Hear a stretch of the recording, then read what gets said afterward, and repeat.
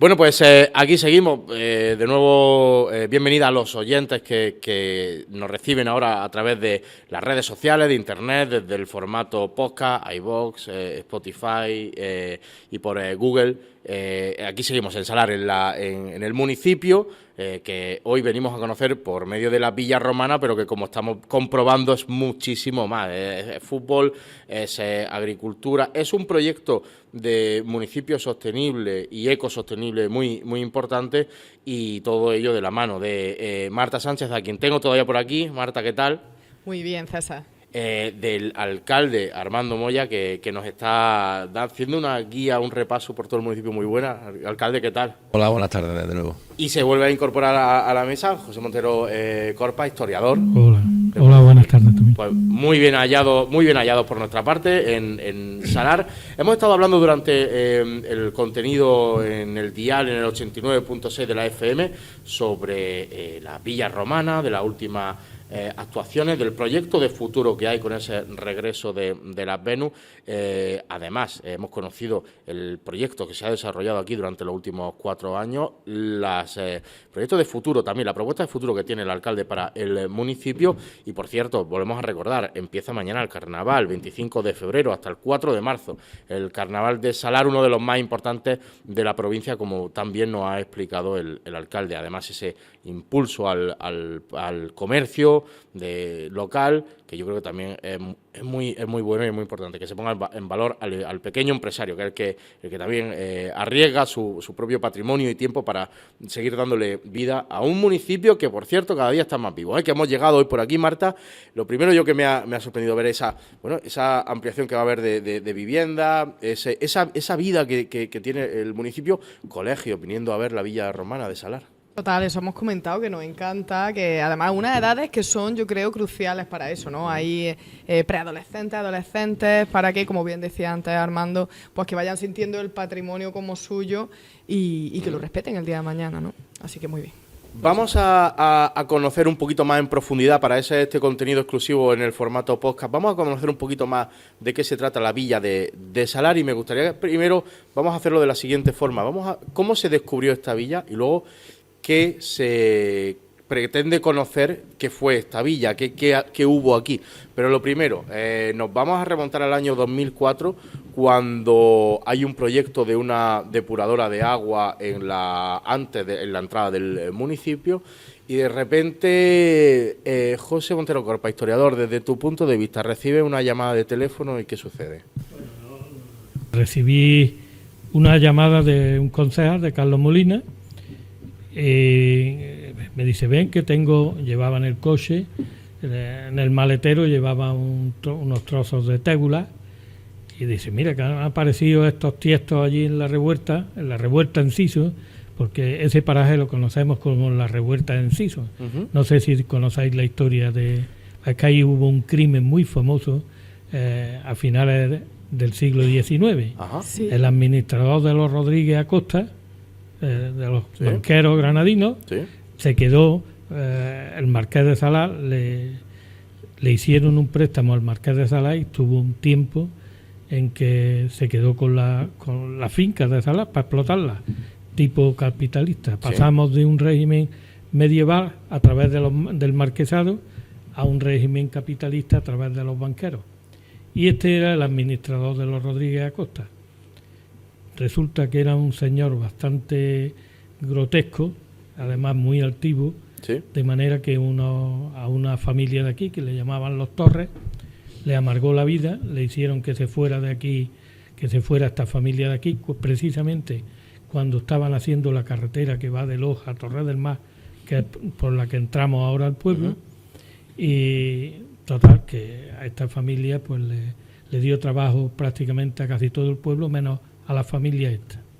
Entonces estas familias se reúnen, porque eran 3 hermanos, se reúnen con otros y proyectan darle un escarmiento precisamente en la curva esa. Ajá. Que hay donde ha aparecido la Villa Romana. Y el escarmiento que le dieron, pues es que le metieron 22 puñaladas y 2 pistoletazos. Los hermanos Torres al marqués. Al Antonio Enciso y Vico, que era el administrador de los Rodríguez Acosta. Por eso aquí en el pueblo le conocemos a eso como la revuelta de Enciso, porque la carretera ahí hacía una revuelta y a lo que es el conjunto se le llama el paraje del Canuto. Ajá. ¿Y por qué el Canuto? Pues porque ahí, si veis la villa, el cerro continúa y entonces hicieron, para que pasaran las carrozas, pues una especie de canuto donde prácticamente muy pequeño.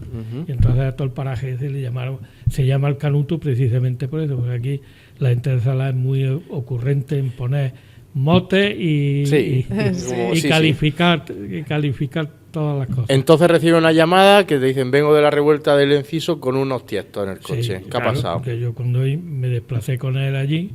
Y con unos tiestos, que me encanta. Sí, tiestos, sí, es que aquí los tiestos aquí... ¿Pero qué eran esos tiestos? Sí, cuéntanos. Y yo me desplacé con él allí, porque estaban las máquinas allí sacando todavía cosas, y me fuimos a los montones. Entonces allí en los montones había trozos de vasijas, había trozos de mármol, había así una serie de elementos que pues aquí hay algo más, y sobre todo lo que más me llamó la atención, la cantidad de teselas que había, con lo cual ya estaba indicando que habían enganchado algún mosaico y lo habían sacado fuera. Claro. Entonces yo le di al concejal, dije: miren, el primer pleno que tengáis, denuncia esto, que aquí lo que hay es una villa enorme. Qué visionario, José, cómo lo vio, lo que es el ojo experto. Porque yo estaba recién terminada la carrera de historia. Yo terminé en el 2004, pero yo la hice por placer, por gusto, porque me gustaba, ¿no? Porque yo ya estaba trabajando y prácticamente no lo necesitaba, lo hice. Y entonces me cogió previamente el último año que terminé la carrera, fue cuando ocurrió esto. Pero para la depuradora, que es algo esencial para el pueblo, para la depuradora de aguas residuales, porque tienes algo muy importante, que es una villa romana. Además, José, según me has contado antes, tú lo tenías muy claro, aquí tenéis una villa romana. Claro, es que los restos que había, es que incluso ahora, cuando vas todavía, la pared que hay del pozo que hicieron, se ve perfectamente los materiales que hay en la estructura, en el corte. Antes, hablando fuera de micrófonos con el alcalde, me contaba, ¿fue fácil pararlo todo y hacerle entender a los vecinos, sobre todo equipo de gobierno, incluso administraciones, aquí tenemos que apostar por esto? Aquí hubo una corriente que empezó a decir que hay que ver, que si se va a parar aquello porque ha salido allí 4 tiestos viejos y no sé qué.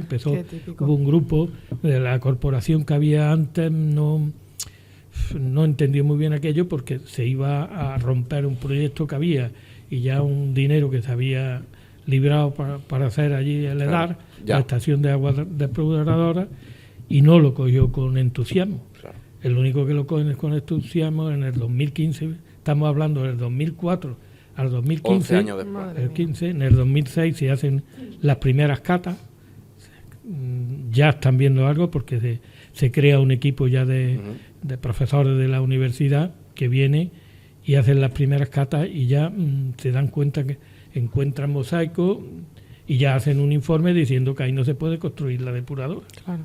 Incluso a la que se desplazó aquí para dar el informe, que precisamente ahora es con la Burgueño, con María Ángeles Gines Burgueño, vino aquí a dar el informe y según me han contado que incluso la presionaron para que no no sé lo que pasa en estas cosas. ¿Qué diferencia hay entre, Marta, por ejemplo, qué conocemos de la villa romana que había en Los Mondragones, en la capital de Granada? Creo que apenas. Pues eso, que también hay mucho misterio. Ahí nos tienen, y hay una cantidad de cosas que no están expuestas en el Museo Arqueológico, no sabemos casi nada. Por eso. Y hay otra joya. Qué importante es que, lo veníamos hablando de camino que viajábamos esta mañana para Salar, de verdad, sin saber nada todavía de la historia, veníamos hablando. Qué importante es que tengamos, que quienes tienen que estar en esto, que al final son los agentes políticos, nuestros representantes, que sepan verlo y protegerlo, porque si no, pues a lo mejor... tenemos en Granada también de la calle Primavera. Claro, ¿cuánto tiempo lleva la villa esa? Sí, un montón. Y el Moclín, la de Tiena, es que hay muchísimas. En una villa salió algo, pero al final se prioriza eso, pues las cosas que está construyendo la administración, carreteras...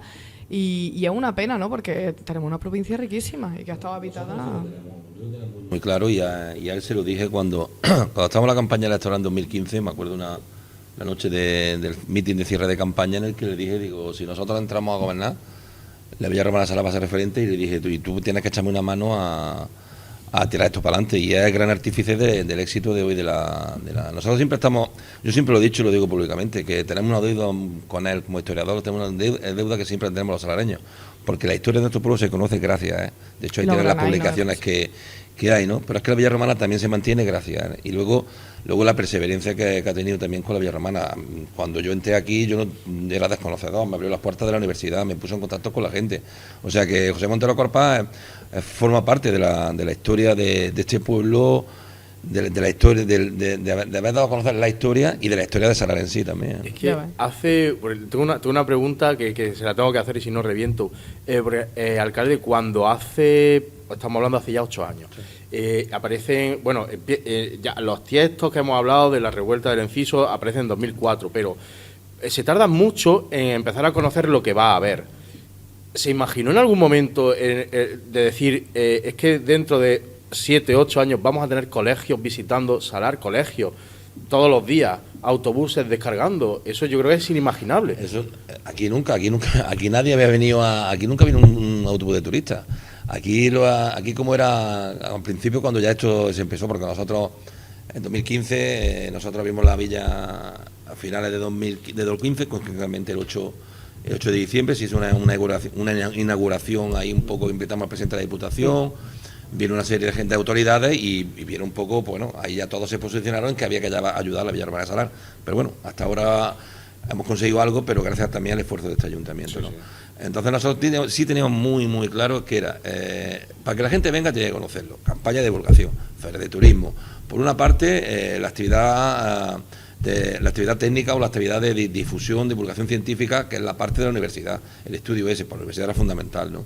Y luego la parte política, que es la mía, que he ido tocando a todas las puertas para conseguir fondos para esto. Entonces ha sido un trabajo muy apasionante, algunas veces muy desesperante, pero yo creo que muy, muy orgulloso de cómo hemos conseguido, y José Montero también, igual que todos los que estamos aquí, porque cuando hemos empezado a ver los autobuses de turistas que vienen a ver Salar, que comen en Salar, claro, que ven Salar, que están aquí, que circulan. Hoy, por ejemplo, los escolares, había 140 niños visitando la Villa Romana de Salar. Esos 140 niños van a ir a sus casas a decir, papá, ¿dónde he estado? He estado en la Villa Romana de Salar y he visto esto y esto.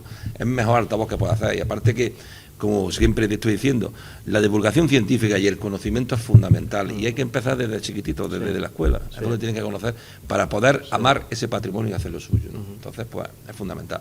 La verdad que muy contento, un trabajo, de verdad que yo muchas veces, cuando el Julio Román me lo dice, el director de la excavación, Armando, es que eres muy impaciente, es que los tiempos de la arqueología son muy lentos, ¿verdad que son muy lentos?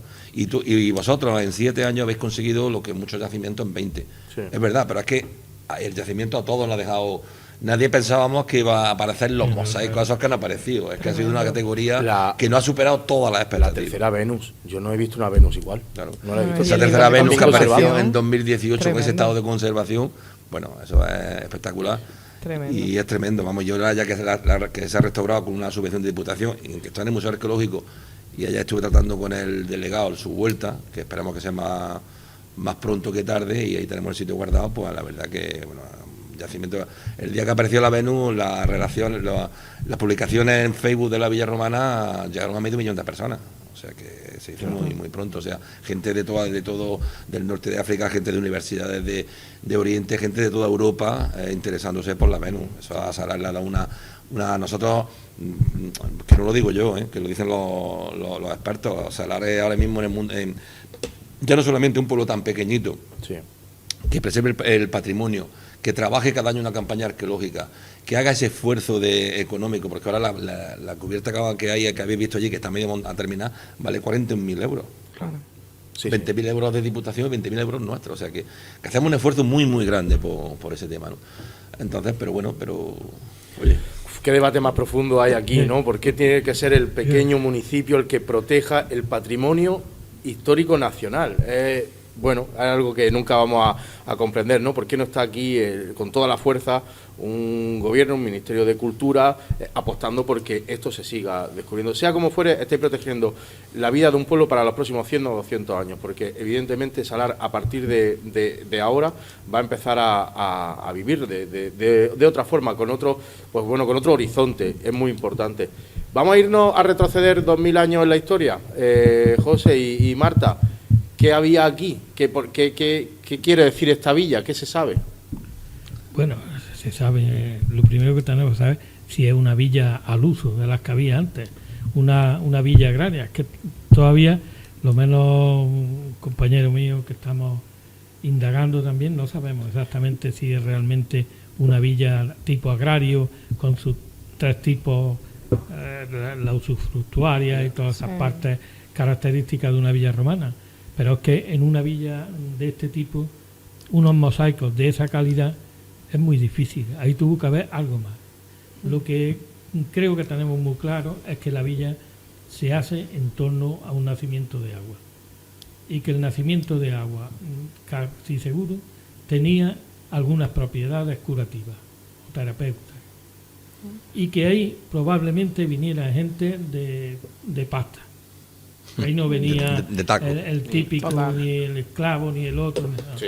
Ahí había. Cuando había una fuente, unas Venus y unos mosaicos, aquí venía gente independientemente de que hubiera un sector agrícola, pero tampoco la extensión que hay ahí no es tan enorme, ¿no?, como para dar la calidad esa que había. Entonces podía ser una mansio o otro tipo de estructura de más categoría.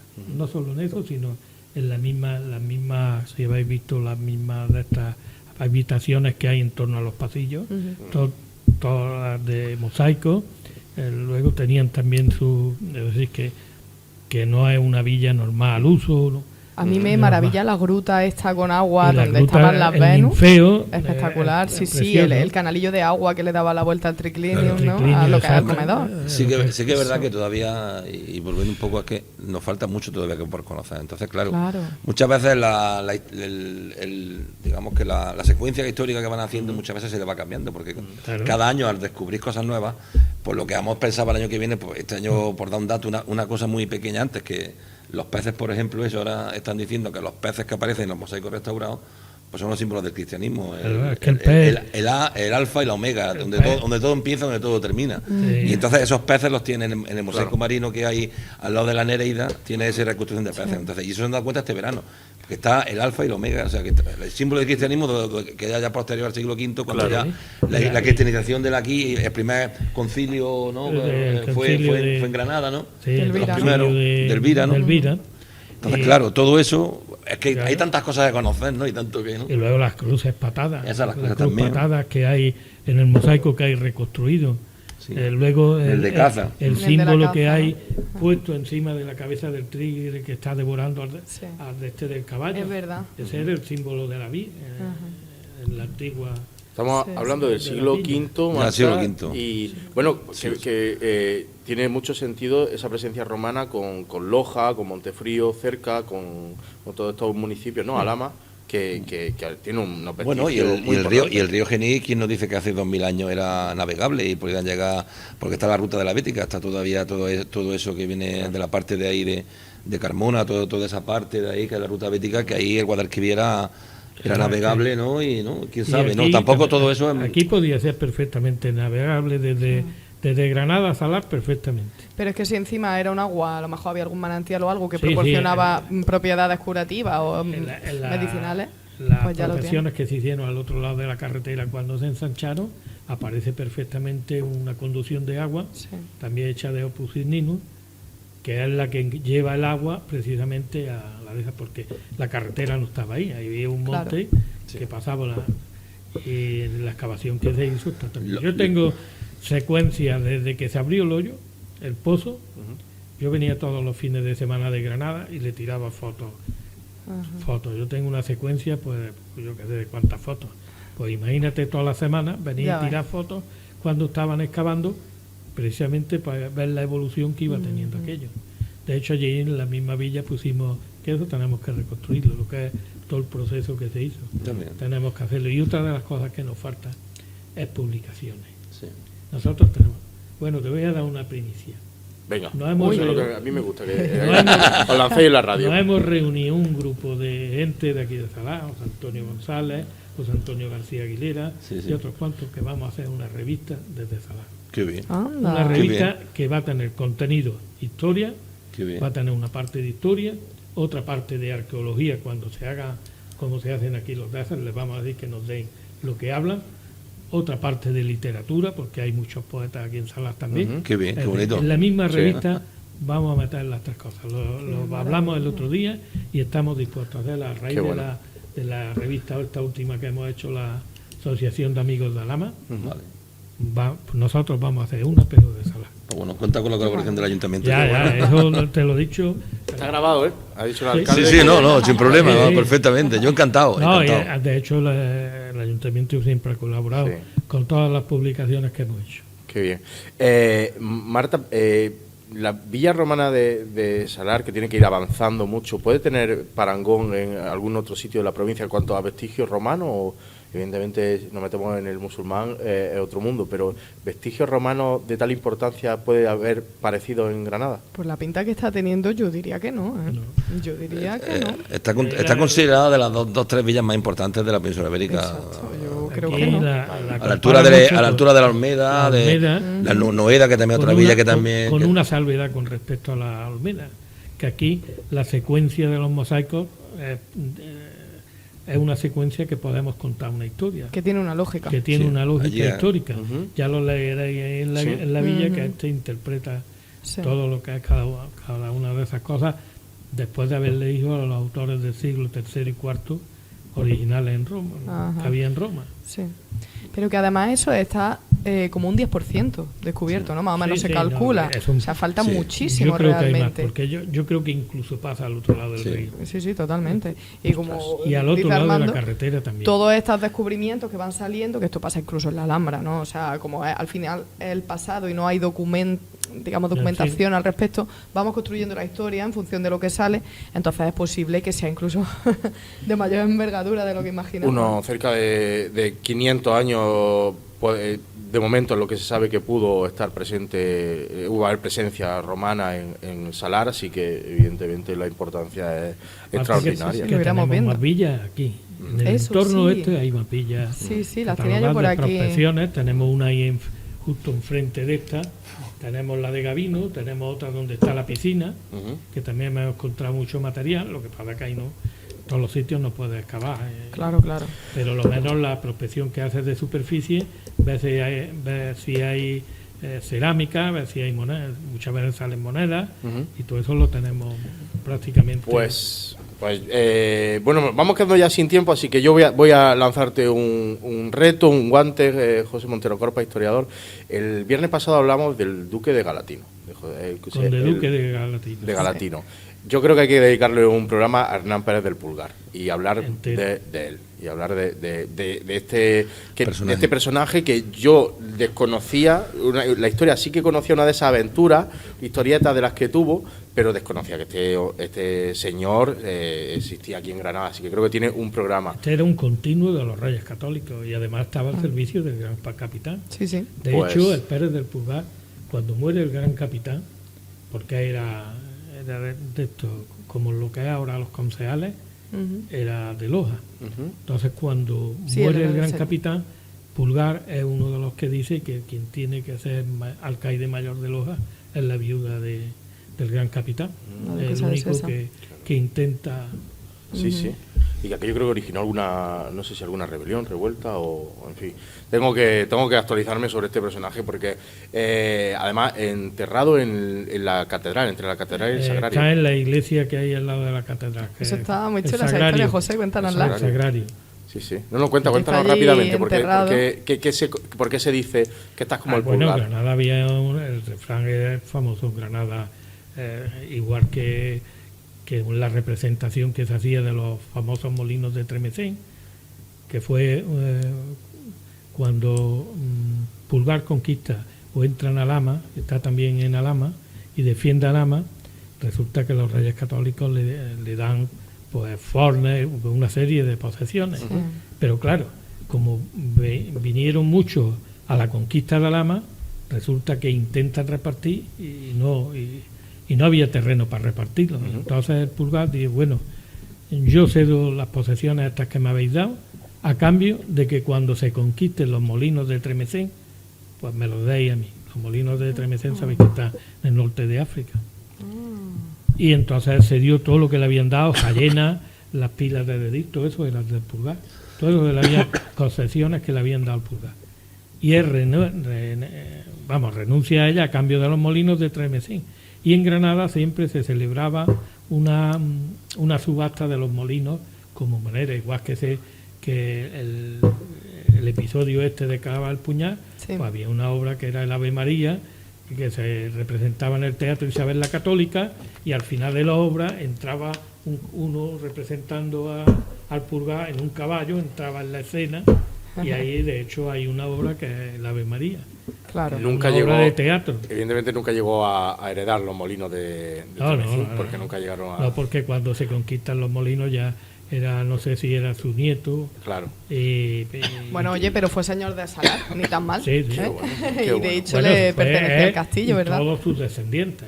Claro. Es que aquí todos los descendientes se van a principios del siglo XX, que es cuando venden esto. Sí, sí, han tenido presencia hasta recientemente y la torre esta que se conserva al lado de la iglesia era parte de sus posesiones, ¿verdad? Pues, una torre de alquería, muy chulo. Lo dicho, tenemos que dedicarle un programa a Hernán Pérez del Pulgar, que será más adelante, nosotros ya no nos queda tiempo, así que vamos a despedir. Marta Sánchez, un viernes más, muchísimas gracias por haber estado con nosotros. Gracias a vosotros, chicos. A vosotros, un placer auténtico. Y darle las gracias al alcalde, a Armando Moya, por habernos recibido también aquí en Salar, por habernos dado la oportunidad de conocer y dar a conocer a toda nuestra audiencia que se está cocinando aquí durante estos últimos años y lo que hay para el futuro, y les deseamos muchísima suerte porque hay muchísimo trabajo que hacer.